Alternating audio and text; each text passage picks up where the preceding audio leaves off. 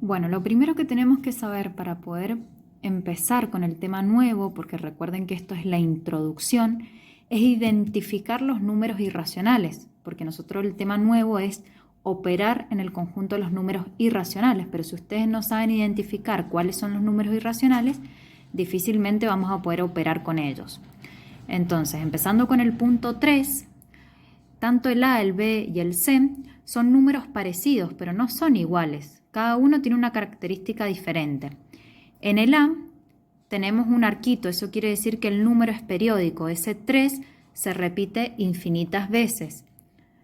En el B no tenemos arquito, o sea que no es un número periódico. Y al no tener puntos suspensivos quiere decir que ese número termina ahí. 2,03, no sigue ningún número más. Y el C, como tiene punto suspensivo, el concepto de punto suspensivo es el mismo que ustedes manejan en la vida cotidiana. Quiere decir que cuando uso punto suspensivo con los números, ese número continúa infinitamente. Como no puedo escribir su última cifra, por eso se colocan puntos suspensivos, porque no sabemos cuál es su última cifra.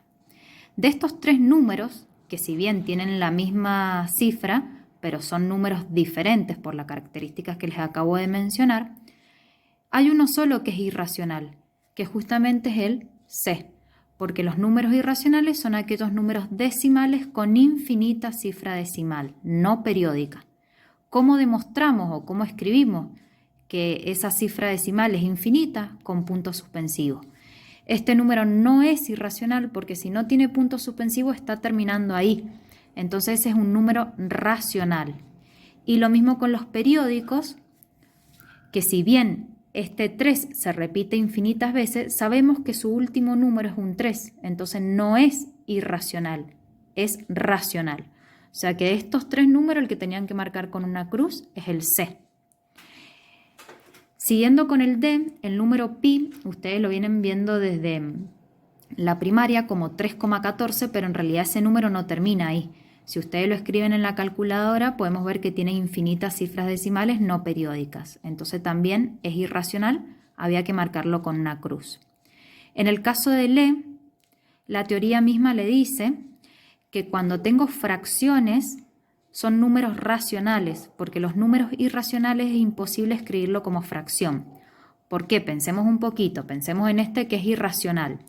Si ese número yo lo quiero pasar a fracción, ustedes ya saben que para pasar un número decimal a fracción, en el denominador se colocaba el 1 y tantos ceros como números decimales hayan.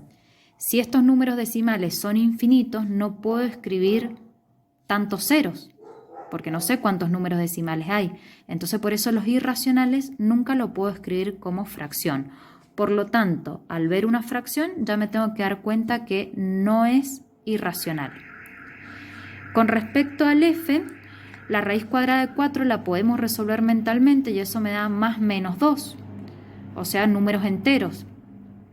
Si ustedes repasan el cuadrito que vimos también en el diagnóstico, me refiero al cuadro de los conjuntos numéricos, los irracionales, es decir, el conjunto que estamos estudiando ahora, están totalmente aparte, están separados, no forman parte de los naturales, de los enteros y de los racionales. Por lo tanto, si resolvemos una raíz, como por ejemplo la raíz cuadrada de 4 y me da 2 y menos 2, esos son números enteros, no forman parte de los irracionales. Y también en la teoría les decía arriba que cuando yo puedo resolver las raíces mentalmente no son irracionales. Las raíces son irracionales cuando no las podemos resolver mentalmente, pero sí tienen solución. Esa es una diferencia que es bastante importante. Por ejemplo, el G, la raíz cúbica de 4. Yo me tengo que preguntar, ¿qué número multiplicado 3 veces me da 4? No es posible encontrar ningún número. Pero si yo lo pongo en la calculadora, ojo, para poner la raíz cúbica en la calculadora, es esa tecla, pero tengo que apretar el Shift.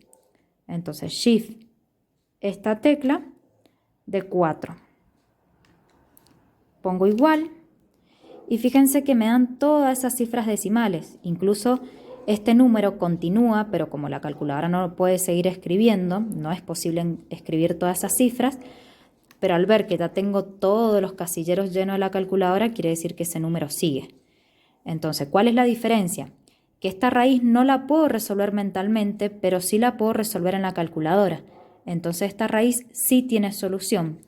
Pero como me da un número con infinitas cifras decimales, es un número irracional. Entonces se lo tenían que marcar con una cruz. Todas aquellas raíces que sí tengan solución, pero que no lo puedo resolver mentalmente, son irracionales. El h, me tengo que preguntar, ¿qué número multiplicado 2 veces me da menos 8? Es imposible. Lo escribo en la calculadora, raíz cuadrada de menos 8, y me aparece error. Más allá de hacerlo o no en la calculadora, ustedes ya deberían saber que cuando el índice es par y el radicando es negativo, esas raíces no tienen solución por ahora. Ese tema ustedes lo van a ver el año que viene o a fines de este año. Entonces se dan cuenta la diferencia entre g y h. El h ni siquiera es un número irracional porque no lo puedo resolver, ni mentalmente, ni con la calculadora, ni con las propiedades, ni con todo lo que ya sabemos de años anteriores que hemos visto. Entonces esa raíz no tiene solución, no es irracional. Y en el i me tengo que preguntar, ¿qué número multiplicado 3 veces me da menos 8? Y sí, puedo encontrar uno mentalmente que es el menos 2. Como menos 2 es un número entero, entonces no es irracional. O sea que en el punto 1 les tenía que quedar marcado con una cruz el C, el D y el G.